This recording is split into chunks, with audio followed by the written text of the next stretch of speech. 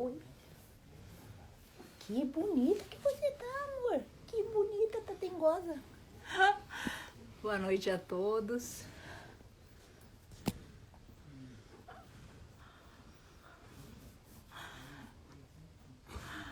Muito boa noite a mais uma live da Jornada dos Mestres, contando um pouquinho mais, deixa eu ver se o tripé segurou, um pouquinho mais a respeito desses seres que nos remetem a profundas reflexões. Hoje a gente vai fazer a live aqui no santuário com Mestra Vairocana e fora do santuário, mas dentro do nosso coração, com a Patrícia. A Patrícia, ela é psicóloga e ela trabalhou 12 anos com pessoas fazendo a transição.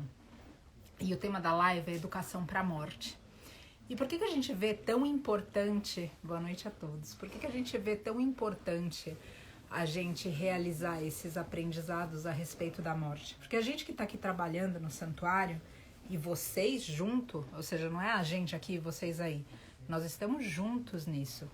Opa, tô me espreguiçando um pouco. A luz aqui tá num lugar difícil, mas eu já vou colocar para ela para que vocês vejam. Ela, na outra live, ela lavou o bebezinho dela na frente de todo mundo, que tá para nascer. Mestra Vairocana não é a que foi resgatada ontem. Enfim.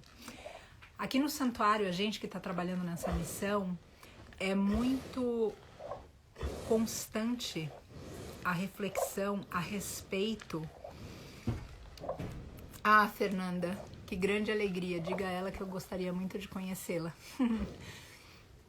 A gente precisa ter essa reflexão para entender que a cada instante a morte está se apresentando para nós, seja com o final de um ciclo, seja com o final da dita vida de um ser que a gente ama.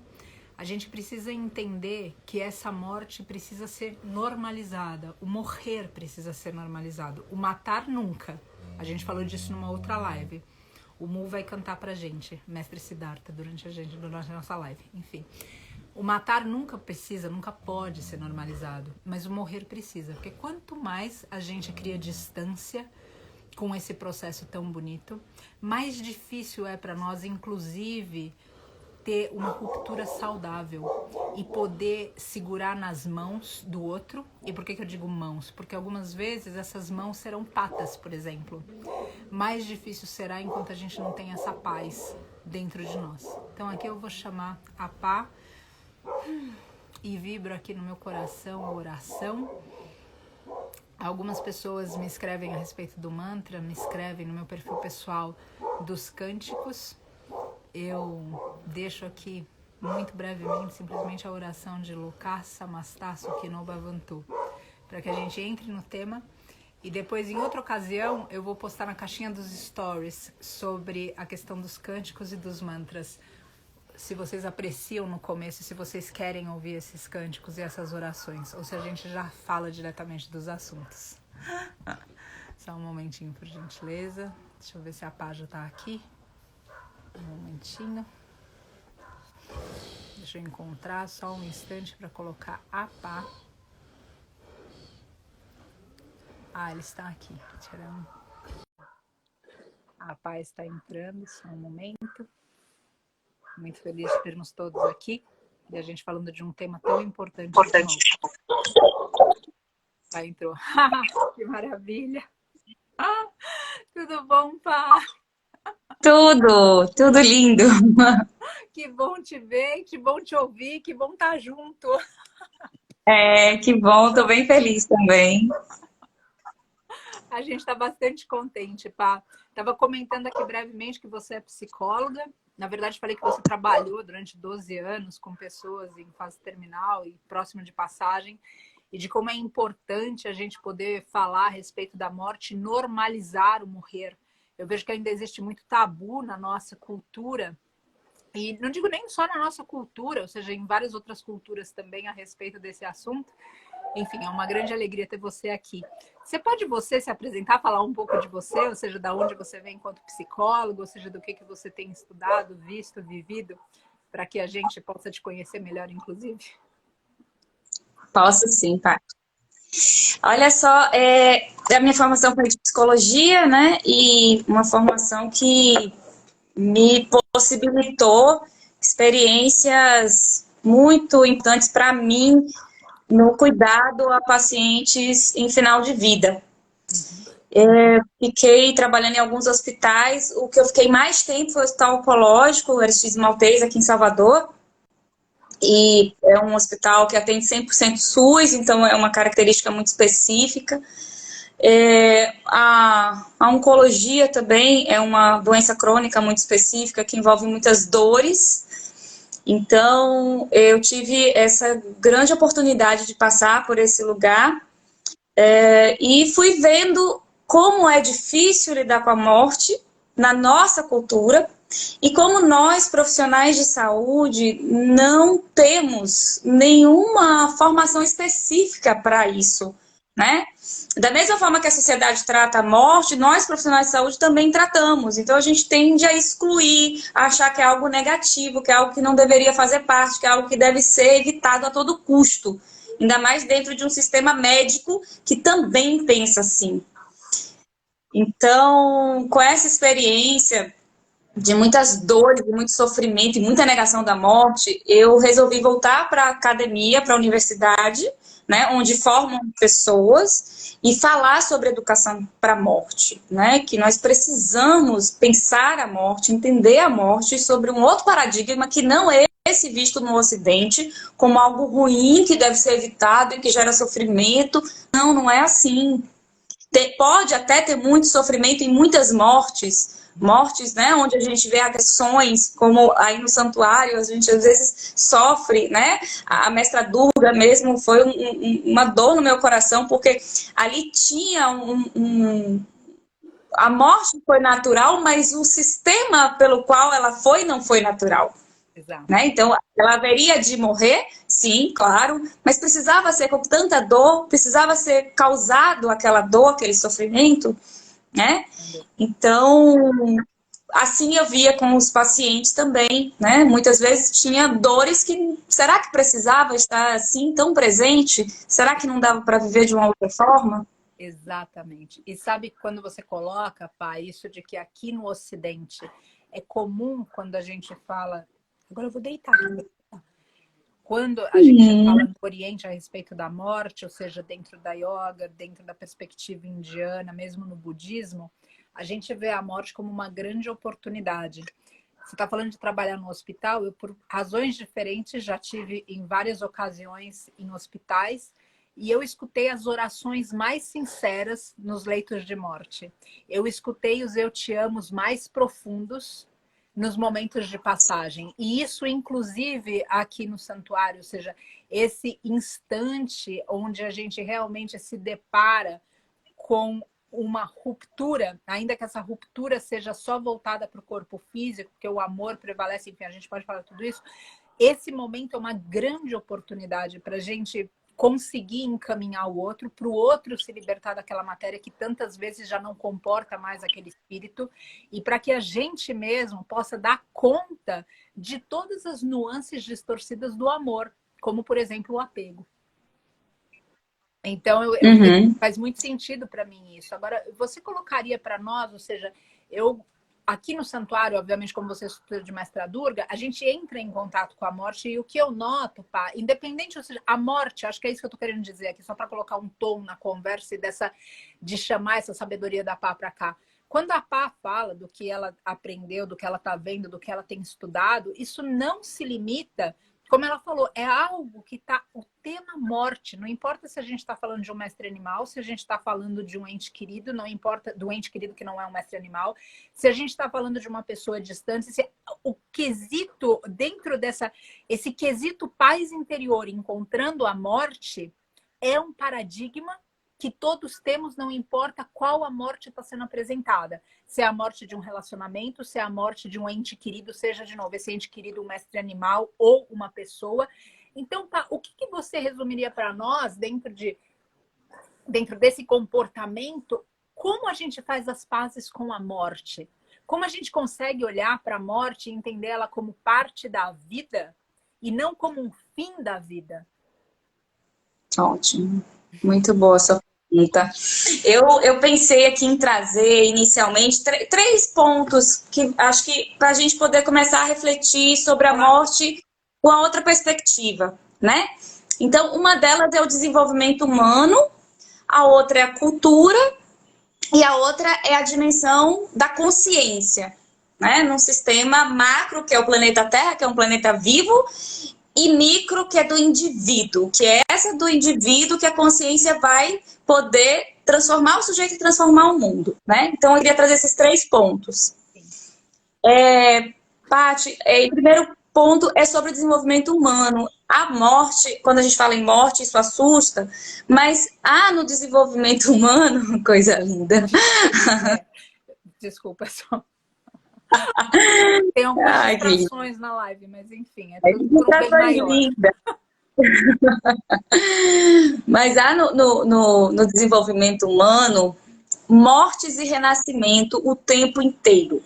Tempo inteiro. Então a gente na saúde, né, trabalha com 4 dimensões do humano quando a gente vai atender o sujeito, né, que é a dimensão biológica, psicológica, social e espiritual, que a gente chama biopsicossócio-espiritual.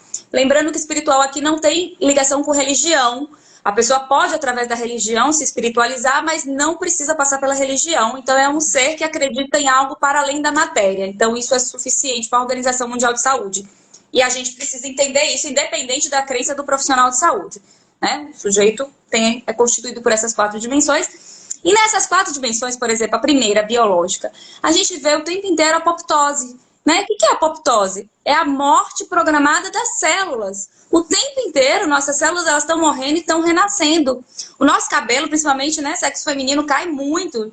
E nem por isso a gente fica careca. Por quê? Porque morre e nasce. É diariamente isso acontecendo, né? As células do nosso intestino, por exemplo, tem em torno de uns 7 dias para elas se renovarem todas. Então, o tempo inteiro, o nosso organismo está organizando uma morte para organizar novas células, que vão fazendo síntese proteica e tudo o que a gente precisa para viver. Então, essa é a primeira dimensão biológica. A gente vive com morte e nascimento o tempo inteiro, no microsistema, né, e no macrosistema dos órgãos.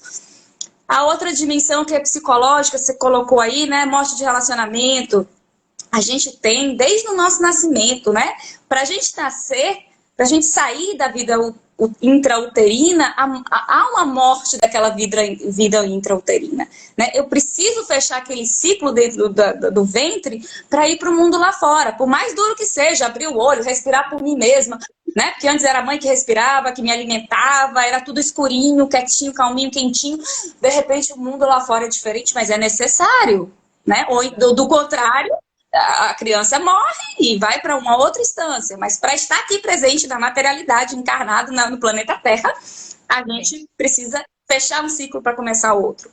E assim sucessivamente. É necessário morrer a criança para nascer o adolescente, é necessário morrer o adolescente para nascer o adulto, né? E por aí vai, o idoso, né? Os ciclos da vida, os grandes ciclos. A gente tem... entra numa faculdade, começa a estudar, morre um estudante para nascer um profissional, né? Depois volta a estudar, e assim, o tempo inteiro a gente tem esse processo psicológico de morte e de vida, muito naturalmente, só que a gente não dá um nome de morte. A gente dá o nome de avancei, evoluí, me formei, agora eu sou profissional. Sim, mas e a vida de estudante? Eu não posso sofrer por aquela vida de estudante que era tão legal? Não, porque agora é novo ciclo. A gente só olha para frente como se o que tivesse ficado para trás fosse algo muito ruim. E não é, precisa ser às vezes chorado. E o que é que tem chorar? Porque, ai, como era legal só estudar, agora eu tenho que trabalhar, pagar as contas e também estudar. Eu posso sofrer pela minha vida de estudante que morreu, apenas estudante, né? Mas a gente segue com a filosofia cristalizada. Tá tudo bem aí? Tá sim. Tá tudo certo. A gente segue com essa filosofia cristalizada de que é tudo vida e vida nova, né? Agora vida nova. Sim, mas teve uma vida velha que ficou para trás e que ela precisa ser reconhecida, reverenciada, validada, porque foi a partir dela que eu porque eu consegui chegar na nova, sabe? Sim. E as pessoas tendem a esquecer. Relacionamento, por exemplo. Ai, terminou, aí bola pra frente, vamos pro próximo. Sim, tudo que você aprendeu no outro. Ah, não quero nem saber. As pessoas falam defunto. Ai, não quero saber do defunto ou da defunta. Gente, peraí, que confusão, que confusão que estão fazendo, sabe? Desqualificar um passado porque morreu. Não é assim. Não é assim que a gente vai olhar para a morte com qualidade. Não é assim que a gente vai aprender a entender que a morte é nossa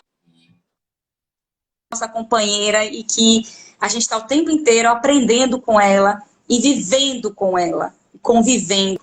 Biológica, essa psicológica, social, o tempo inteiro na vida, né? A gente encontra pessoas, ciclos de pessoas. No maternal a gente estuda com grupo, depois muda de escola, muda de faculdade, muda de bairro, né? Tantas coisas acontecem, pessoas aí passam no santuário, né? Quantas pessoas passam e ficam, quantas pessoas passam e vão e nunca mais tem esse vínculo e rompe mesmo, foi só aquele momento.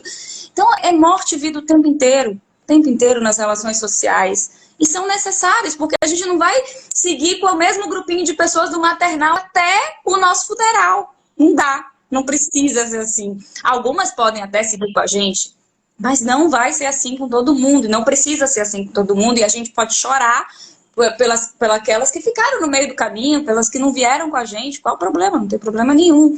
Né?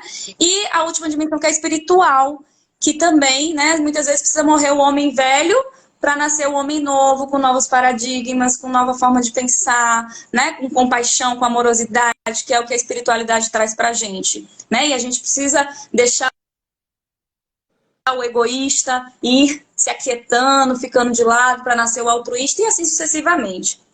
Então, essa é uma diante, Paty, para a gente naturalizar o processo de morte na nossa vida, nas 4 dimensões, biológica, psicológica, social e espiritual. O tempo inteiro a gente está convivendo com isso e a gente não percebe. Né? Então, eu acho que naturalizar, não é nem naturalizar, é entender a naturalidade da morte na nossa vida, que a gente desnaturalizou, né? Então, esse é um primeiro... Uma pessoa que a Elaine colocou aqui sobre a impermanência, que é outra lição que a gente tem muito no Oriente, né? O Oriente, ele sempre coloca a gente em contato com isso. O Ocidente, a gente cria tabus. E esses tabus a gente começa a realizar com sofrimento. Cada vez que a gente se depara com o sofrimento e com a dor, a gente começa a entender que a gente ignora algo. E quando a Pá começa a explicar para nós todas essas nuances, a gente tem a oportunidade de não mais ignorar e automaticamente sair desse sofrimento e sair da dor. Inclusive, a Pá está direcionando, ou seja, esses 4, em relação a nós. Agora, quando a gente está com outros seres, a mesma coisa também. Me corrija por gentileza, né, Pá? Ou seja, porque não é só a nossa morte, mas é a gente acompanhar a morte e o renascimento dos outros o tempo inteiro. E esse é um processo bastante importante que a gente não pode negar. E se a gente não está preparado, uma pessoa, ou uma mestra-vaca, ou uma mestra-ego, ou um mestre que for, solicita de nós aquela presença e a gente não tem emocional, porque a gente nunca neutralizou, normalizou, aceitou o processo natural da morte. Exato, Paty. E esse era o segundo ponto que eu pensei em trazer, que é o da cultura, porque aí envolve o coletivo, né? Eu falei do indivíduo, da sua relação com a morte, com o corpo, nas 4 dimensões, e a cultura traz essa perspectiva do coletivo, de olhar para fora, né? De sair do mundo de dentro e olhar para fora. E aí a gente tem essa divisão na cultura do Oriente, da lei da impermanência, né, onde se aprende que tudo é passageiro, tudo é impermanente, tudo vai passar. Então tem uma certa leveza no ir e vir. E é uma cultura do ser e do estar. Né? Hoje eu sou Patrícia, eu estou psicóloga, amanhã eu não sei. Né? E o Ocidente... Eu estou Patrícia também, né, Pá? Estamos, né? Estamos Patrícia. Estamos Patrícia. Amanhã a gente não sabe, né? Estou hoje filha, amanhã minha mãe parte, mas estar na condição de filha dessa mãe. E na nossa, aqui no Ocidente, tem um peso do apego que você falou logo no início, antes de eu entrar, né? Que é a ideia do ter, né? Eu me aposto das pessoas, eu me aposto dos animais, eu me aposto das coisas. E aí quando eu acho que perco, porque eu acho que tenho, aí eu sofro. Aí é um problema. Né? Aí, né, a gente tem um problema. E nessa cultura do Ocidente, a morte se opõe à vida. Isso é um problema, porque não se opõe, elas convivem o tempo inteiro, como eu falei, na dimensão humana. Então, eu É acho que é um importante a gente ver isso também, né? O que se opõe à morte é o nascimento, não é a vida. isso. O Não é exato, nascimento é o oposto da morte. exato. A vida flui em todas essas nuances, em todos esses finais, em todos esses recomeços. E cada vez que a gente vê a vida fluindo, mesmo nas passagens, quem já esteve perto de alguém em passagem, consegue sentir que a vida continuou. É isso. Mesmo quando aquele ser começa, aquele ser em termos de corpo físico, começa a esfriar ao nosso lado, a gente sente que a vida que estava ali de alguma maneira continuou. E esse é um sentir, não é um saber. A gente não consegue ensinar, que eu, pelo menos eu não tenho a capacidade, talvez você tenha, pá, mas é esse espaço que é o saber que a vida continua, através do que se sente no momento de passagem, que é tão absolutamente rico se a gente se permite. Isso que você está falando, Paty, tem muito a ver com o que Frijot Capra fala, né? Aquele físico. Ele fala que a crença, ela não é necessária. A experiência é necessária, né? E esse sentir que você fala é da experiência. Então, assim, acreditar, por exemplo, né? Ele no congresso que teve esse ano, ele estava falando: ah, você acredita em eletricidade? Não, eu não preciso acreditar na eletricidade. Basta ligar o interruptor que eu vou ver que a luz acende. Simplesmente está. Uhum. E Jung, que é um psiquiatra que eu gosto muito, perguntaram para ele: você acredita em Deus? E ele disse: não, eu sei Deus. Então ele tem experiência com Deus. Ele não precisa acreditar que existe um Deus em algum lugar. Ele sabe Deus. Então, essa experiência com a morte do outro e com as nossas mortes variadas, se elas passam pela racionalidade da crença, do que eu penso sobre, do que eu acredito, eu não vivencio, eu não sinto. Né? E se eu não sinto, não faz sentido. A gente tem Viktor Frankl, que fala do sentido da vida. Né? Não faz sentido, é uma coisa que fica da boca para fora. Né? Então, não dá conta de ser compreendido. Acho que essa é uma grande diferença quando a gente trata de morte e de vida. E quando a gente fala de experiência, tem a ver com essa cultura, né, do Ocidente. A experiência, por definição, ela não é algo que a gente consegue reter. A gente não retém a experiência. A experiência ela tem começo, meio e fim. A gente vivencia a experiência. E qual é o problema do sofrimento da morte? Que é o grande sofrimento quando a gente não pode reter. A gente não retém as pessoas, a gente não retém os tempos, a gente não retém os animais, a gente não retém as relações. E essa falta de compreensão cultural faz a gente sofrer, porque a gente quer segurar. E a experiência ela é para ser sentida, ela é para ser vivida, né? E a morte dói porque, ao invés da gente estar vivenciando o processo de passagem, de despedida, de um até logo, até breve, para quem acredita nos reencontros, a gente está querendo segurar. E aí a gente está vivendo um negócio que não está presente, não ajuda o outro que está precisando da sua mão, né? E fica algo vazio, quando a gente poderia dar muito mais. Então, acho que essa coisa do sentido. Quando a gente fala também do apego, opa, eu tô querendo Oi? agora. Ela tá para ter bebezinho, gente. Por isso que eu trouxe ela para cá, para essa live, porque a Pá já falou sobre essa morte que acontece dentro, ou seja, e a gente de outras formas falou também, quando a gente é parteiro nesse mundo, então o bebezinho tá nascendo. Quando a gente está acompanhando alguém em passagem nesse mundo, o bebezinho está nascendo em outro mundo, mas a gente é parteiro ainda assim desse lado. E como ela tá para ter bebê, eu falei, vou chamar ela para live, que daí a gente já fala dela também. Então foi perfeito que você falou, foi super perfeito no sentido do que foi a ideia de trazê-la para, né, amor? Quando o Paulo se coloca sobre esses pontos que você está abordando agora, especialmente sobre o apego, eu noto que no apego a gente não está olhando. Opa! Ela tá hoje tendo. Eu tenho a impressão que ela tá tendo contração hoje. Vai ter bebezinho logo, amor? Que ela tá fazendo algumas coisas diferentes aqui. Aí, tô com você, tá bom, amor? A gente tá junto, amor. Tamo junto, tamo junto. Ai, meu Deus, que vontade de pegar. Logo vem neném. Logo vem neném. E é o primeiro neném que ela vai amaternar. Então também é a morte de uma vida antiga para ela. né? Legal, muito boa. É a morte do que ela costumava ver. É a primeira vez que ela vai dar leite para a criança dela.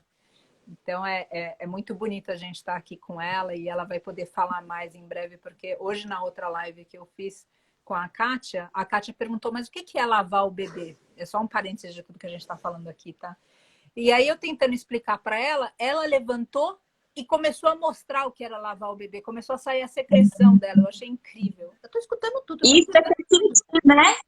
Ela sentiu o que o que a pessoa queria saber, né? Eu mostro ela mostrando a secreção, foi incrível. Bom, quando a gente tá... o Vitor tá comentando que ela pesa quase 1 tonelada, para quem não sabe. Quando a gente fala a respeito... Quando a gente fala a respeito do apego, quando a gente fala que tá doendo em nós, a gente precisa sempre se colocar no lugar do outro que tá indo perto de nós, que a gente está perdendo aquele ser, em teoria, se ele não estiver preparado para aquele momento, ele está perdendo tudo e todos. Então é muito importante a gente ter esclarecimento para que esse ser que está seguindo possa ter uma relativa paz. E se a gente transforma aquele momento em alguma coisa apenas sobre nós, ou seja, por causa do nosso apego, a gente está vivendo o egoísmo de maneiras diferentes de novo.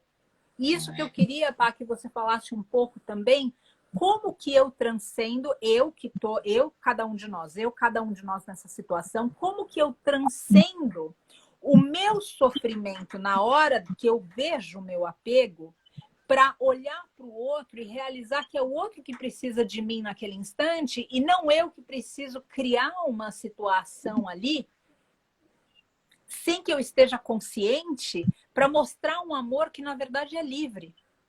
E além disso, um outro ponto também que eu quero abrir um parênteses, foi alguma coisa que passou por aqui, eu só não quero perder isso, mas segura por gentileza esse instante do apego e desse egoísmo. Eu gostaria que você falasse um pouco para nós sobre como a gente se prepara para isso.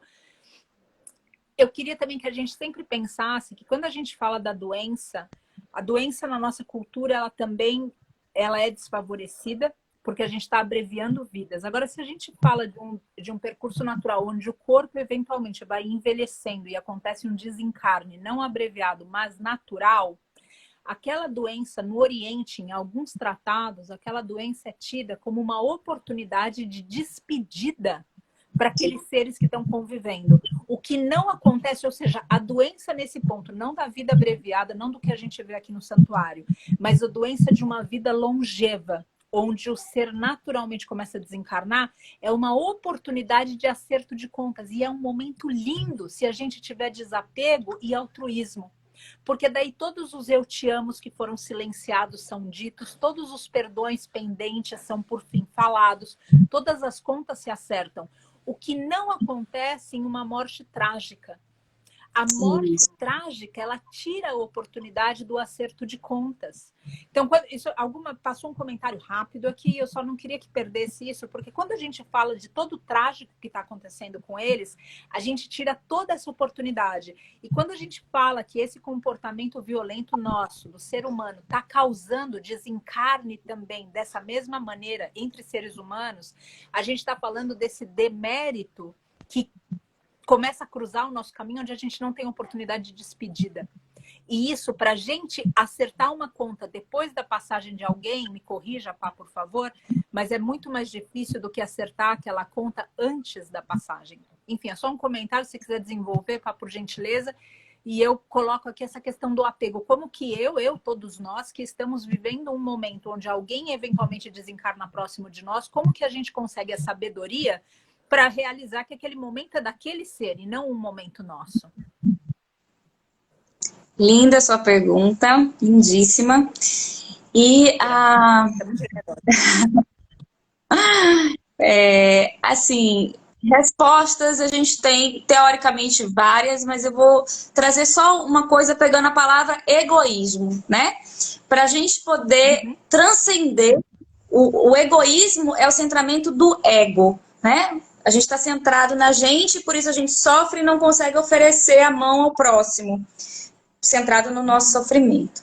A ideia seria a gente transcender esse ego, se dando conta da sua consciência. E por isso que eu queria falar de consciência, porque quando a gente amplia, quando a gente tenta olhar para essa consciência, que alguns chamam de alma, self, essência, cada um chama o nome que quiser, quando a gente vai para esse lugar da consciência, a gente consegue entender qual é o nosso propósito, né? E na vida, cada momento, na vida com cada ser que está partindo, que está chegando, que está indo, que está doendo, que está sofrendo, que está sangrando. Então, o caminho é a gente entrar bem dentro da gente, que tem a resposta de como a gente precisa fazer e o que a gente precisa fazer, que é onde está o nosso propósito de vida. Com isso, a gente vai entender que essa consciência, ela vai nos dar para um lugar que não tem forma, né? Que é algo que se relaciona para além da forma física, para além da forma patrícia com o mestre animal que está ali partindo. Essas coisas, quando você fala, poxa, a fulana falou no meu coração, o mestre tal falou no meu coração, essa conexão não está acontecendo no nível físico, está acontecendo no nível de ampliação consciencial. Então, tá, mas como é que faz isso? Bom, aí você vai se centrar, você vai fazer meditação, tem gente que vai para yoga, tem gente que vai respirar, mas acho que o que vai balizar esse caminho, essa trajetória, é você perguntar qual é o seu propósito? O que eu estou fazendo? Para que eu vim ao mundo? Eu vim para servir ou vim para ser servido? Né? E como é que faz isso? A nossa alma, ela sabe qual é o caminho. A nossa alma, ela sabe por onde é que tem que ir, como tem que fazer. Só que a gente se perdeu, a gente se corrompeu, a gente se confundiu no meio do caminho, a cultura fez uma bagunça e a gente não sabe direito.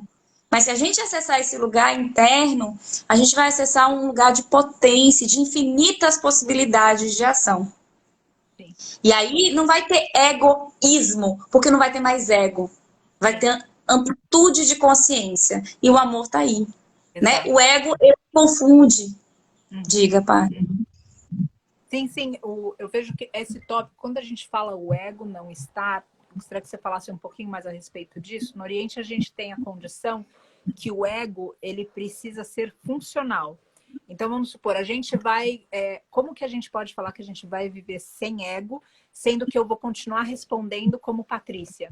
Sendo que eu vou continuar respondendo dentro de um sistema egóico que marca, por exemplo, que eu vim com certas condições em volta de mim que determinam outra vez esse ego. Agora, a questão toda de tornar esse ego funcional, que eu gostaria que você falasse um pouco, ou seja, o sair do ego, eu acho quase que transcendente, uma noção transcendente para a maioria das pessoas. Se você pudesse falar um pouco mais a respeito disso, do ponto de vista de que, para a maior parte de nós, humanos, é difícil que a gente consiga segurar o ego para que ele não faça algo que nos envergonhe enquanto espírito. Para a maior parte de nós. Ou seja, a gente tem que ficar ali com atenção e falar assim, por favor, não me faça passar vergonha alheia. Falando pro ego. Por favor, o espírito falando pro ego dentro da gente. Então, a gente viver sem o ego, eu acho que é alguma coisa transcendente demais. Agora, como que é que a gente consegue, outra vez, dentro dessa capacitação, olhar essa questão do serviço todo e compreender que quem está ao nosso lado é que quem verdadeiramente está passando por aquilo. No caso da gente estar acompanhando. E aí a gente entra num outro espaço, que é a morte do ego, enquanto falar da nossa própria transição. Porque como a Pá falou agora há pouco, nós não somos ainda, nós estamos. Nós ainda não sabemos quem somos, nós estamos aprendendo e relembrando. Então, nós estamos quem somos, quem pensamos que somos. E quando a gente fala da morte desse plano aqui, a gente geralmente pode relacionar essa morte com a morte do ego, porque aquela Patrícia, filha daqueles pais, naquela configuração, só existiu naquele tempo. Então, ali aconteceu uma morte do ego. Agora, até acontecer essa morte do ego no desencarne, a gente vive com um ego funcional, que não deve estar na lida. Ou seja, não deve estar na liderança. Quem deve estar na liderança, na verdade, é essa alma. Como que você diria, Pá, quando você coloca isso, para que eu vim, para que, ou seja, a alma sabe. Quando a gente fala de alma, falou no coração, essas vozes, elas podem se confundir dentro. Como que você colocaria para nós, para que a gente possa identificar quando fala alma e quando fala o ego? Quando fala o self e quando fala o que quer que seja que é diferente do self? Ou seja, como diferenciar essa tagarelice da mente e esse superior que pode vir através do coronário? Uhum. Que pergunta difícil! Eu estou aprendendo, tá? Eu vou falar o que eu estou aprendendo. Estamos aprendendo juntos. Estamos aprendendo. Olha, Paty, como você falou, o ego funcional. Ele é importante porque é ele quem vai me situar no mundo, né? Pelo menos neste modelo que eu estou vestida com este corpo, eu sou Patrícia, tenho tal idade, eu estou localizada aqui, eu vim para estar, né, com tais pessoas e fazendo tais coisas. Qual é o problema? O problema é quando a Patrícia psicóloga começa a fazer as coisas. Então, o cuidado que a gente tem que ter é essa atenção de quando a gente está falando, se perguntar quem está falando. É a Patrícia Alma ou é a Patrícia psicóloga com titulação de mestrado, não sei o quê, não sei o quê, não sei o quê. Então, eu acho que olhar para dentro e falar de onde é que vem essa fala, eu acho que é uma pergunta que pode nos balizar, né? E sentir. Essa coisa de racional e tagarelice, como você falou, se a gente perguntar, automaticamente a gente vai responder e a gente não tem garantia de quem é que está respondendo. É ego, não é ego, é Patrícia, é alma. A alma, ela responde com sentido. O nosso corpo, ele é biologicamente organizado e ele dá respostas o tempo inteiro. Então, uma forma que eu uso para entender quando tem uma confusão sobre muitas coisas acontecendo, eu preciso me centrar, eu faço a pergunta e eu aguardo o meu corpo responder. E cada corpo vai responder de um jeito. Né? Essas expressões que pode ser espasmos, choro, vontade de sair correndo, vontade de fazer atividade física, qualquer expressão, ela precisa ser acolhida, porque é o sentir mais profundo através das células que vão estar te dizendo quem é que está falando e de que ponto que está falando. Eu acho que essa é uma das perspectivas que eu uso para acessar esse lugar de não confundir, né? De saber que eu sou Patrícia, estou Patrícia nesse momento, né? Eu não vou me cristalizar nessa função Patrícia, mas eu preciso dela. Mas quando eu vou falar, quando eu vou sofrer, quando eu vou estar do lado de um ser que está partindo, essa Patrícia, quem é que está ali? A que está segurando o peito, dizendo, meu Deus, que raiva, porque ele está morrendo, porque foi abusado pela sociedade, porque ele está violentado. Peraí. Você está ali a serviço de quê mesmo? Do seu sentimento? Das suas questões? Ou a serviço do outro que está partindo? Que está sofrendo e que está com dor? Então, essa pergunta, eu acho que coloca a gente no lugar de onde é que a gente quer estar, de onde é que a gente está e para onde é que a gente pode ir, né? Sim, exato. Não sei se eu respondi. Respondeu, tá lindo. E depois eu tô vendo que tem perguntas aqui. Eu vou passar rapidamente pelas perguntas também com quem tiver. Tem uma forma de perguntar aqui. Tá? Eu noto também, e você trouxe isso em alguma conversa quando a gente estava trocando algumas coisas para chegar no tema dessa live, sobre o viver bem. E eu gostaria que você falasse um pouquinho disso, porque a minha base não é psicologia, a minha base é todo o estudo que a yoga me levou ao longo desses quase 30 anos a estudar em mim, a procurar respostas, e aí então, outra vez, não tenho a perspectiva da psicologia. Mas dentro da yoga, dentro do budismo, o que a gente vai vendo no processo inteiro é que esse momento da passagem, ele revela a vida que a gente viveu. Ele revela as nossas crenças, ele revela o que a gente deixou embaixo do tapete, ele revela a nossa sinceridade, ele revela tudo ali em um segundo, em um nanosegundo, aquilo se apresenta. E por isso que dizem que é tão afortunado quem consegue, no momento da passagem, se lembrar de um mantra. Porque é um treino absurdo. Por exemplo, quando Gandhi ele passa pelo assassinato, ou seja, ele fala um mantra. Então, isso ali era um preparo incrível que ele tinha para, num momento de tensão, ele conseguir lembrar de uma oração, porque aquele instante é um instante que toda a vida se prova. E o que vai se provar? Exatamente como a gente viveu até aqui.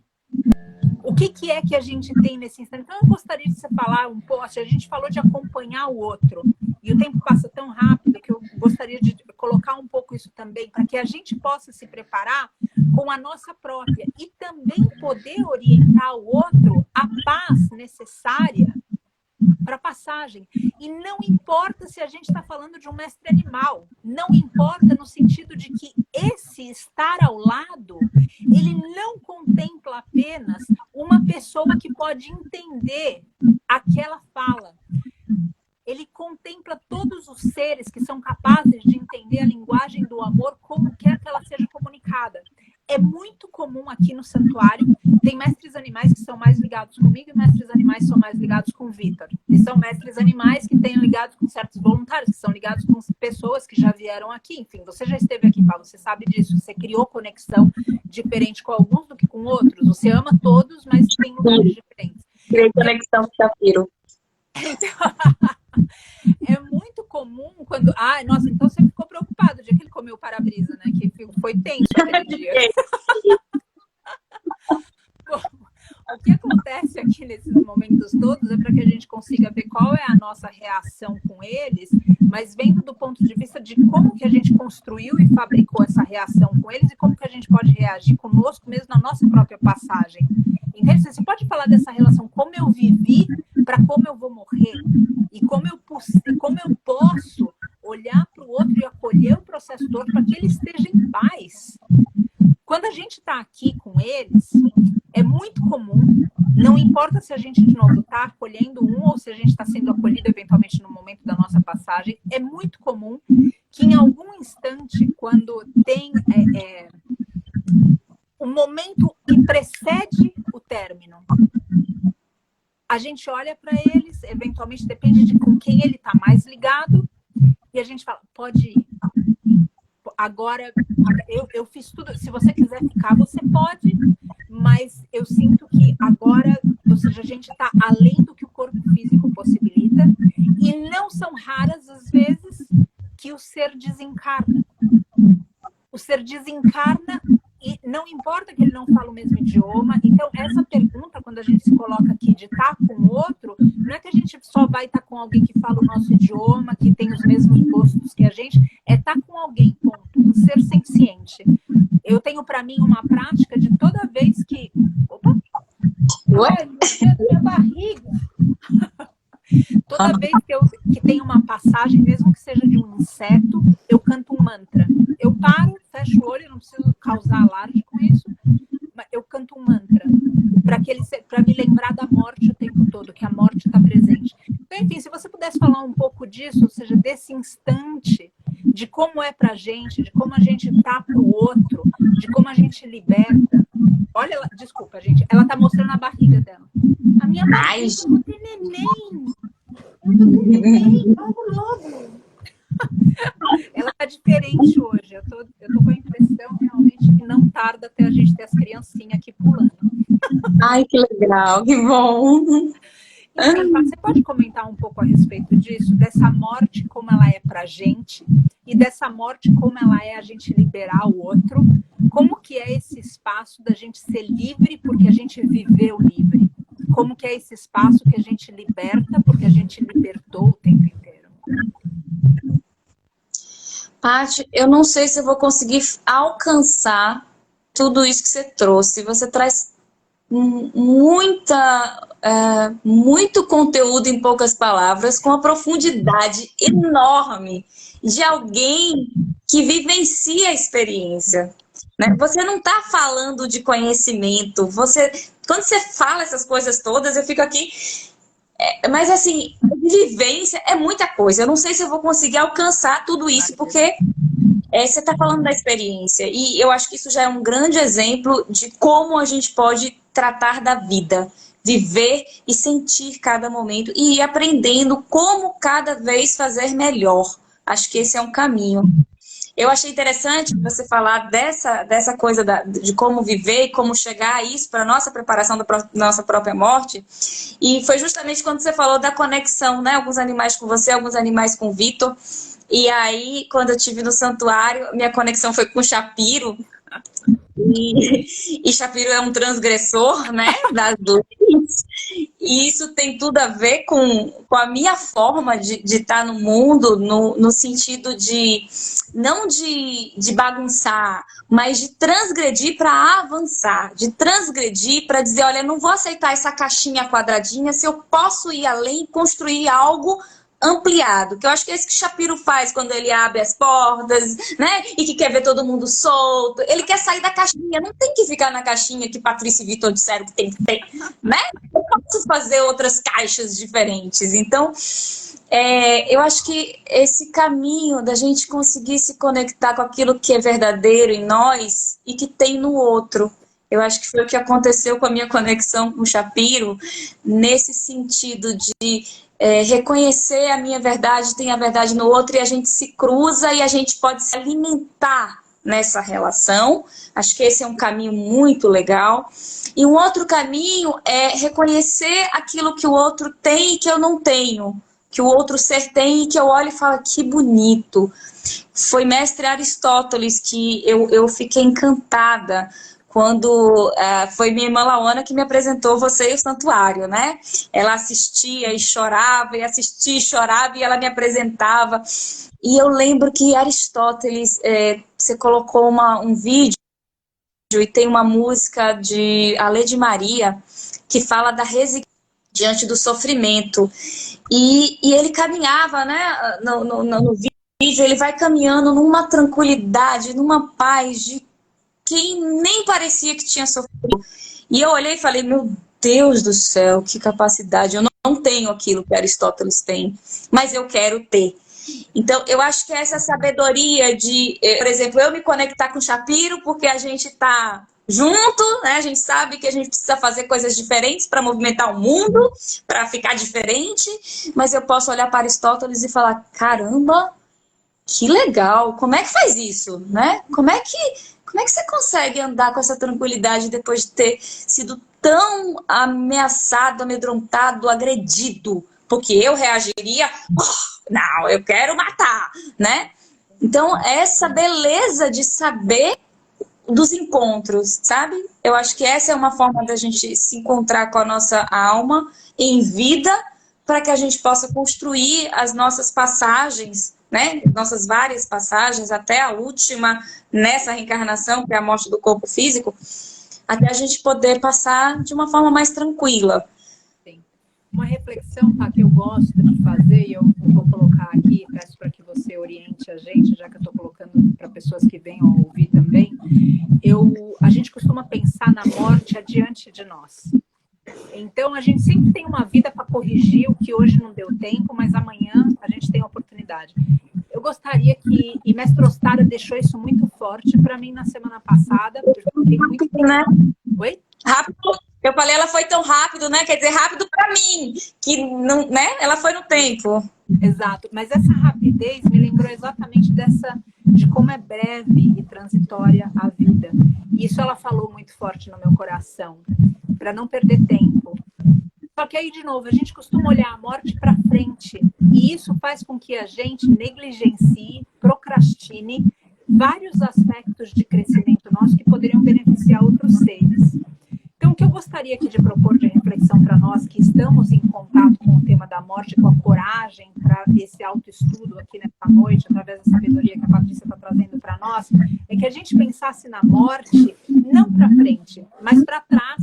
Ou seja, que a gente se visse no leito de morte, que a gente realizasse qual é a vida que a gente quer viver até lá. Porque se eu quero ter uma mente tranquila na hora da minha passagem, eu não posso querer aprender a respirar, a mantrar, a fazer yoga, ao que quer que seja, quando eu estiver já em um momento de pânico. Na crise, a gente não consegue trabalhar o que a gente está trabalhando aqui agora. É totalmente diferente. Então, eu gostaria que a gente pensasse da morte olhando para trás, e não da vida olhando para frente, para essa morte do corpo físico. que a gente fizesse essa reflexão para que no momento da morte, quero que a Pá comente a respeito disso, para que no momento da morte a gente não tenha alguns sentimentos, melhor. Eu vou falar que sentimento só existe um, que é o amor. E aí eu vou falar que existem todas as emoções que são consequência desse sentimento. E que no momento da passagem, então, a gente não tivesse nenhum instante de outra emoção diferente do amor. E quais seriam essas emoções? Por exemplo, vergonha. Eu sinto vergonha por ter sabido e não ter feito nada a respeito. Eu sinto culpa. Eu me culpo porque eu sei que o que eu fiz era equivocado, mas eu fiquei achando que eu tinha mais tempo para corrigir. Tantas outras emoções que, de novo, se eu penso olhando para frente, é uma coisa. E para mim tem sempre um muito presente que fala a respeito da vergonha. Eu não quero ter vergonha. Se aparecer um anjo na minha frente, se aparecer uma divindade, se aparecer um santo, eu não quero ter vergonha da vida que eu tive. Então eu gostaria que a gente colocasse essa olhando para trás. Poder olhar para trás. O Sérgio perguntando, a mestra resgatada ontem ou anteontem? Essa daqui é a mestra Vairocana, ela foi resgatada há algumas semanas, não é a mestra de ontem. Então, eu gostaria que a gente se propusesse esse exercício e quero saber o que você pensa disso, porque eu vejo importante que a gente aprenda a morrer e aprenda a deixar os outros morrerem, quando essa morte é inevitável. A gente está lutando aqui no santuário por várias mortes que a gente ainda pode evitar. Mas quando ela é inevitável, a gente saber, a Pá comentou a respeito do apego, lembra de uma sabedoria da Jitsuma? A Jitsuma fala que para a gente beber água, a gente precisa beber com a mão aberta. Se a gente tenta fechar, a gente não consegue segurar água para levar. Então a gente vai viver sedento. E é isso que a gente tenta fazer com o apego. A gente se apega de tal forma em tudo e todos que a gente vive sedento de vida, sedento de amor, porque o apego, ele corrompe. Então, Pá, como você colocaria isso para nós? Outra vez, essa reflexão, você vê válida? Porque eu gostaria que a gente saísse daqui dessa live com uma percepção diferenciada da morte, de que a morte, ela está exatamente na ponta do nosso nariz, ou seja, na nossa expiração. Ela não está daqui 20 anos, ela não está daqui no final, amanhã, depois de amanhã, a gente ainda tem tempo. Não, ela está no final, ela está na ponta do nosso nariz. No final dessa expiração, se tiver misericórdia, a gente vai inspirar de novo. Agora é um segundo. É um segundo. Então, como é que a gente traz essa lucidez para todos os instantes para que no final não haja vergonha, não haja culpa, não haja medo? Como é que a gente faz isso? É certo a gente fazer ao contrário? É certo a gente olhar para trás? Parte algo muito importante, que é olhar para o aqui e agora, né? A gente tem o pessoal da Gestalt terapia que fixa muito nisso. O que a gente tem é o aqui e agora, é o presente, né? E o ontem já foi. Então, efetivamente, acho que um grande exercício que pode nos colocar nesse lugar de mais tranquilidade é estar no presente. E você falou uma coisa legal, que é programar, olhar, sentir culpa, vergonha, seja lá o que for, essas emoções lá no leito de morte, isso é terrível, isso é muito triste, porque não dá mais tempo, pelo menos no nível físico da pessoa, ressignificar, porque ela já está indo, isso causa uma perturbação mental, que gera uma perturbação física, orgânica, e o processo de morte torna-se muito doloroso e difícil. E para quem acredita no lado de lá, a gente sabe que o lado de lá também vai passar por turbulências, que se a gente tivesse resolvido aqui com o tempo, né, da despedida e de resolver as pendências, não teria. Então tem esse fator, mas tem uma outra coisa que é quando a gente não faz contato com essa consciência que eu estava falando, self, alma, seja lá o que for, a gente segue um rumo contrário da nossa alma, e essa culpa, o desgaste emocional, a coisa contraditória de eu sei que é por esse caminho, mas eu tô indo por esse, isso vai gerando doenças, né, a longo prazo, e a gente tem hoje o câncer também como símbolo disso, né, que vai levar para uma morte em processo de cronificação patológica do processo de morrer em vida. Isso é muito complicado.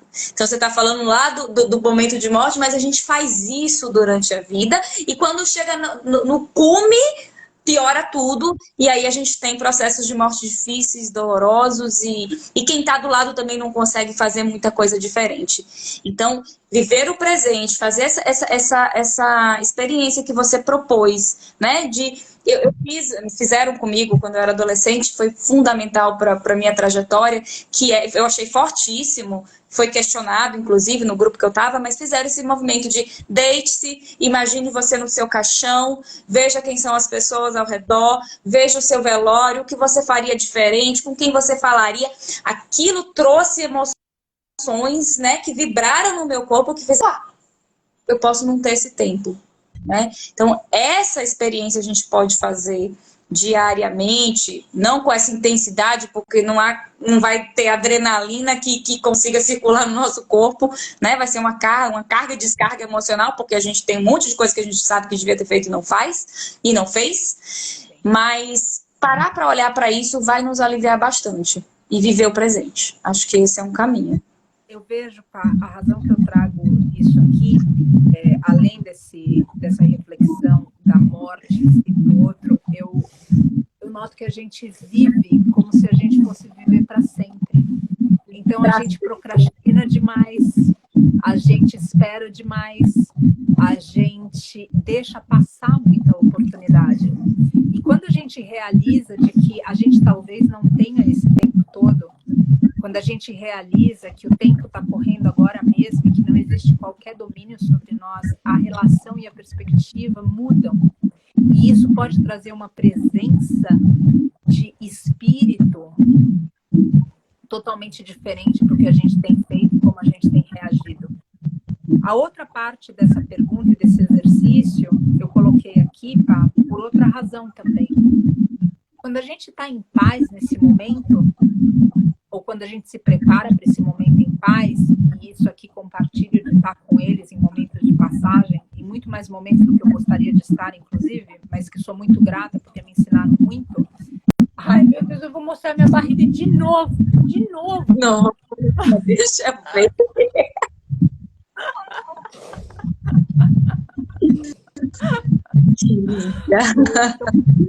Estão comentando comigo que o meu som tá baixo. Eu acho que pode ser o lugar que eu estou, mas agora também eu não sei o quanto eu já perdi, porque são 9 horas, enfim. Agradeço, eu acho que a conexão, a gente vai melhorar a conexão para estar aqui, até porque ela vai ter bebê e eu quero que a gente participe um pouco mais com o bebê e entenda essa questão toda do amaternar e do leite, mas até lá eu agradeço a paciência. Enfim, a outra, quando a gente está em paz nesse momento, é mais fácil a gente colocar a paz e dar paz para outro ser também. Já falaram aqui que tá já. Sim. O Vitor veio comentar do som também, mas enfim, eu agradeço a paciência. O Sérgio comentou que eu está escutando bem.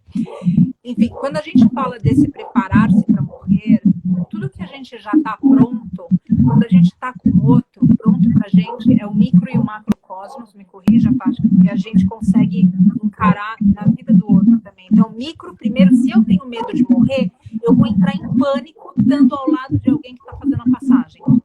Agora, se eu entrei em paz com a morte, então, quando eu estiver perto de alguém fazendo a passagem, eu também tenho mais paz. E isso é muito importante, porque o ser que está ali, ele está num momento de profundo amor quando ele está se despedindo. E isso falo pela experiência, e eu tenho certeza que você tem essa experiência pelo trabalho que você fez também. É um momento de profundo amor e profunda gratidão. Se quem está ao lado dele naquele instante está sofrendo, aquele ser começa a ter alguns desconfortos que poderiam ser evitados pela nossa maturidade ou pela nossa preparação para aquele momento. E aí eu vou entrar num outro tópico que eu não sei se a gente vai ter tempo de desenvolver, mas eu vou ser ousada de trazer nesse momento, que a gente já está 1 hora conversando aqui. E gostaria de saber a tua opinião também. O Vitor veio comentar, eu vou vir aqui do lado. É a minha pergunta primeiro. Eu já vou lá. Eu vou tentar ir para lá, que eu acho que vai ficar mais fácil o som e a gente vai mudar. Tchau, meu amor. Tchau, meu amor. Foi muito bom. Foi muito bom você aqui. Vou tentar mudar, porque talvez o som vai ficar melhor. E tem uma cena aqui que parece que vocês vão gostar de ver também. Mas eu outra vez, esse assunto que eu vou trazer agora, eu não sei se a gente vai ter tempo de falar, mas ele tem a ver com esse não estar preparado, não estar preparado para aceitar a passagem do outro ou não aceitar a minha própria passagem. Que é o quê? Pausa. Ai, meu Deus do céu. Eu tô dormindo, mamãe. Vocês estão vendo? Ai, ontem. Ai, os dois. Ai, como é que tá? Tá bem melhor, tá se recuperando bem. Ela levantou agora. Eu vou aqui um pouquinho mais perto da conexão para fazer essa finalização. Vou com a mestra Gaia aqui, tá? Que a conexão daqui é mais fácil. Gaia, eu vou aqui de novo, amor. Licença. Enfim, ela tá muito melhor e vamos torcer para que ela continue melhorando. Tô aqui fazer um pouquinho esse finalzinho com a Gaia. O que eu não sei, eu não sei se a gente vai ter tempo para falar a respeito disso, mas ele se une, esse assunto, oi amor, esse assunto se une ao nosso despreparo, que é o quê? Dentro do, eu não sei qual é a tua orientação, pai, eu quero saber porque você tem, ou seja, da saúde, tá? E eu vou te dar a percepção do que a gente tem no Oriente.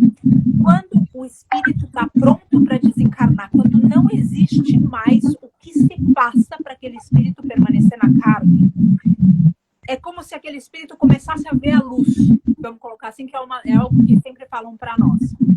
Ele começa a desencarnar, o outro lado começa a brilhar para ele. Só que por causa do meu apego, porque eu não deixo ir, porque eu ainda quero tentar outra coisa, então o que acontece? Eu manipulo aquele corpo. E cada vez que eu manipulo aquele corpo, eu forço aquela alma a se reconectar de novo. E isso causa um profundo desconforto na hora da passagem desse espírito ou dessa consciência. Então aqui, quando a gente vê no santuário que já é inevitável, que a gente não tem maneira, que a gente não tem forma de evitar, a gente abençoa e fica em silêncio próprio. Já aconteceu uma situação aqui com um veterinário há bastante tempo, onde ele se afeiçoou muito para o mestre animal. Em determinado momento a gente interagiu com ele e pediu para que ele deixasse o mestre animal e não manipulasse mais o corpo dele, para que a passagem fosse tranquila. Eu não sei se isso é claro para todo mundo, mas o que eu estou querendo dizer aqui é assim, que se a gente tem confusão na gente, se a gente tem apego, a gente tende a fazer o outro sofrer de formas diferentes. Eu gostaria de escutar a tua opinião, Pá, a respeito desse momento e de como lidar com o corpo, para que a passagem de quem está indo, não importa se é um mestre animal, não importa se é uma pessoa, não importa de que seja a gente esteja falando e do grau de proximidade com a gente, mas que tenha o máximo possível de paz para que aquele espírito possa continuar na vida que acontece depois da morte, na vida que acontece depois do nascimento. Veja bem, a gente chama isso na área de saúde de distanásia, né? Então, é uma condição que exige, assim, como você falou, né? Quando a gente percebe que esse ser está no caminho, você falou um pouquinho antes também da autorização, de dizer pode ir, da liberação. Muitas vezes os seres eles estão aguardando, eu tive vários casos na UTI de pacientes que a gente não entendia porque que estava ali conectado com uma vida que a gente não entendia que vida era aquela, porque não fazia mais sentido nenhum. E aí eu ficava pesquisando cadê o familiar, quem que pediu perdão, quem que não pediu perdão, quem que falta pedir perdão, minha gente, vamos lá, porque o pessoal precisa ir embora. E aí a gente conseguia identificar. Ai, vem, fulano de tal, não tem dinheiro, vamos pagar a passagem, vamos dar um jeito, mas a pessoa precisa vir, porque o outro tem que ir embora, a pessoa está aguardando, pedir perdão, perdoar, seja lá o que for. Então, mas perceber quando é que esse outro sujeito, outro que está nessa passagem, está na hora de ir, está na hora de ficar. Para que a gente consiga fazer isso, Paty, a gente precisa de um trabalho pessoal interno com a gente mesmo, que foi o que você falou, né? Da gente estar em paz, para a gente conseguir perceber isso no outro. Porque às vezes o outro já deu todos os sinais, às vezes o outro está em paz, já deu todos os sinais, e a gente consegue atrapalhar toda a passagem do sujeito, do animal, seja lá o que for, com as nossas questões. Isso, né? Eu vou aqui abrir o parênteses, especialmente eu quero que a gente pense aqui em mestre cãozinho e mestre gatinho. Deixar que a gente segura. For o momento, exatamente, quando for o momento, permitir ir. Isso é muito importante. E tudo remete sempre a esse espaço da gente se conhecer. E por essa é a razão da gente estar fazendo uma live com uma psicóloga que trabalhou 12 anos com pacientes terminais, ou seja, que é uma condição humana, porque a gente precisa se conhecer. O ser humano hoje, se ele não for tratado, se cada um de nós não nos submetermos a algum tipo de tratamento consciencial, a gente vai continuar fazendo bagunça na vida e na morte, no nascimento de todos os seres. Isso. Além dos nossos, da nossa, né? Porque se a gente fizesse só na nossa, tava bom, mas a gente consegue invadir a vida dos outros e atrapalha bastante. Sim. Né? Então, eu acho que o caminho é esse, a gente fazer um trabalho pessoal, porque a partir do nosso trabalho pessoal, da nossa consciência, a gente vai conseguir ver o caminho do outro e poder facilitar, ou pelo menos não atrapalhar. Eu trabalhava com um médico na UTI, eu gostava muito, né? Aí, às vezes, ele pedia um Aldol, que é um calmante para o paciente estava gritando, agitado. Aí, um Aldol, aí eu fui catequizando, olha, deixa a forma do paciente se expressar, deixa ele gritar, deixa ele chorar, não precisa calmante, né? Deixa ele faz o processo de passagem dele. E aí ele começou a brincar, a falar, não, um Aldol. Aí olha pra cara dele e dizia, mas é pra mim, né? Porque ele não suportava ouvir o grito e o choro e a angústia do paciente. Então ele já começou a pedir Aldol pra mim. E eu achei muito legal, porque ele começou a entender que ele não dava conta. Então antes ele enfiava Aldol no paciente.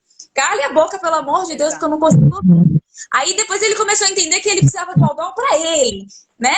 E mais lá na frente a proposta é, ninguém precisa de Aldol, vamos todos viver esse momento difícil. Exato. E aqui eu trago com esse ponto a questão da eutanásia, do calmante, a questão do ser não saber o que está acontecendo. Ou seja, quando a gente coloca isso, seja em uma pessoa, seja para acalmar, e a pessoa eventualmente faz a passagem sem entender nada, o mestre animal faz a passagem sem entender nada, é confusão que a gente causa. Se a gente chegar num ponto onde a eutanásia sim é um caminho, no caso de mestre animal, a gente aqui já chegou muito tarde para o resgate. A gente teve um caso, eu contei já de mestre Carlos, que estava com o intestino para fora, mas teve um outro que a gente chegou que tinha uma mestra égua que tinha ido... O que é isso, Mari? Peraí.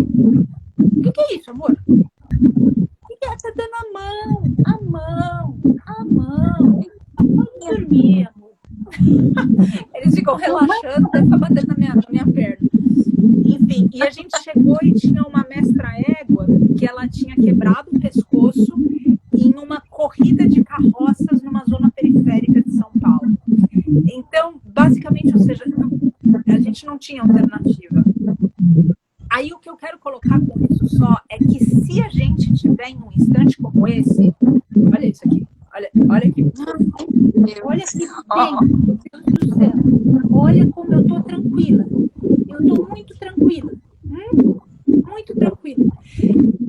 Se a gente chega numa situação como essa, onde eventualmente a gente se depara com uma situação onde a gente precisa derrubar a consciência de uma pessoa na hora da passagem, derrubar a consciência de um mestre animal na hora da passagem, que a gente tenha feito algum trabalho anterior para aquele ser entender o que está acontecendo. Porque é absolutamente perturbador a gente passar pela experiência, e falo por estar perto deles, pela experiência de ver a vida se transformar dentro do que é uma dimensão para outra sem estar consciente. Então, isso é algo que eu gostaria que a gente sempre precise chegar ao ponto de que isso seja explicado. Patrícia, mas como você quer que faça isso se eu não falo a linguagem de uma mestra vaca, de um mestre cachorro? Não precisa se comunicar com o idioma. Se comunica no teu coração, liberta, explica, convence dentro do que é o amor que está vibrando. Enfim, pá, tantos assuntos.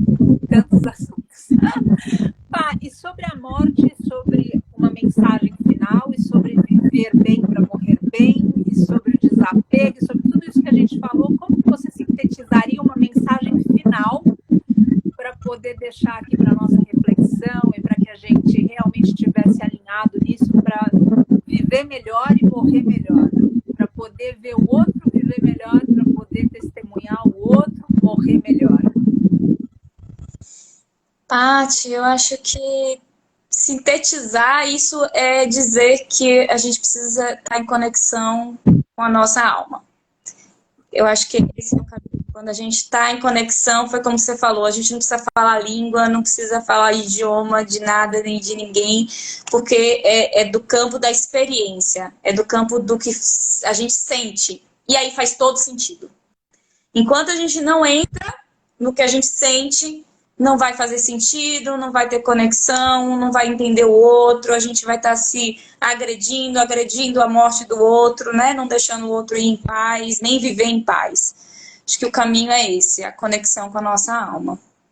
Que não é fácil, mas é possível. E a gente vai tentando e tropeça e levanta, tropeça e segue, e assim a gente vai. Eu gostaria de sugerir aqui, humildemente, para quem tem alguma dificuldade, de repente, de fazer essa conexão com a alma, eu gostaria de sugerir aqui, humildemente, que a gente pensasse nessa conexão com os nossos valores. Ou seja, o que move a gente? Justiça move a gente, amor move a gente, retidão move a gente, compaixão move a gente. Opa, voltei, tira a mãozinha da minha perna, que é meio pesadinha, tá bom, amor? Então, o que é que move a gente em termos de valor? Dizendo que move. Visitar o santuário. Todo mundo tem que visitar o santuário, gente. Move qualquer alma. Se a alma estiver desencontrada, gente, vocês vão encontrar a alma lá. Tá lá. Se alguém Para que a gente possa dar comigo em breve. Então, acho que essa é uma forma que quando a gente não consegue, de repente, conectar com esse aspecto da alma, quando a alma é uma palavra que não tem um significado definido para nós, a gente procurar pelos nossos valores, procurar pelo que move a gente nesse sentido de fazer o coração vibrar, sabe? E aí a gente vai encontrar, como a Pá está comentando aqui para nossa reflexão, um viver bem, que é um morrer bem também. E é poder acompanhar o outro também numa vida boa e poder liberá-lo e libertá-lo também para uma vida boa. Pá, quero te agradecer aqui grandemente, de verdade, por tudo que você trouxe para nós, por tudo que você tem trazido para nós, muito distante também aqui da própria live de estar junto. Essa galera tá adorando. Tô fazendo muitas carinhas. Quero agradecer você grandemente pelo teu tempo, agradecer o carinho do André, agradecer o carinho da Lauana, ou seja, todos vocês moram no nosso coração, desde quando a gente conheceu vocês aqui, e poder ter a chance de estar junto de novo assim que se manifestar essa oportunidade dentro desse aprendizado, ou já fora, melhor dito, desse aprendizado que a pandemia está tão fortemente nos colocando a todos. Eu que agradeço imensamente, é um grande prazer, né? O santuário é um grande... O que foi? Não, desculpa, o Vitor me perguntou, perdão, o Vitor me perguntou da luz ali, eu falei sim, ali sim, que eu saí, a luz da mestra Bairocana ficou acesa, desculpa. Mas é isso, obrigada. Você, o santuário, o Vitor, todos os animais são grandes conectores de alma. Então, deixo aqui essa mensagem, quem puder, quem tiver a oportunidade de se conectar, seja virtualmente, seja presencialmente, no futuro próximo, faça isso, porque é um caminho de uma profundidade que a gente não tem palavras, não dá para mensurar, não dá para falar. Obrigada. Agradeço, tá? Agradeço você por trazer tanta sabedoria e agradeço todos que estão aqui também ouvindo, porque eu sinto que eu vejo tão rica a página junto com essas pessoas que estão aqui conosco e outras pessoas que venham escutar, porque realmente a gente está num processo de autoconhecimento. E essa série de lives, a Jornada dos Mestres, a proposta é que a gente traga, a gente não pode simplesmente ficar todos os dias repetindo, tá bom, para de comer a carne, para de comer o queijo, ou seja, mas a gente precisa entender de formas diferentes todas as reflexões que mestres animais estão propondo para nós, para que sim, a gente não coma carne, não coma queijo, não tome leite, não coma ovo, não faça nada disso, mas por uma compreensão total que transforma a gente de tal forma que não existe como voltar. E todos esses aspectos que a gente fala terminam por contribuir para essa conscientização e consciência, que é o que a gente está buscando aqui. Ser maior do que o nosso ego. Gratidão, tá? Gratidão a todos sempre. Até breve, querida. Beijos em todos. Em todos aí. Paz a todos os seres.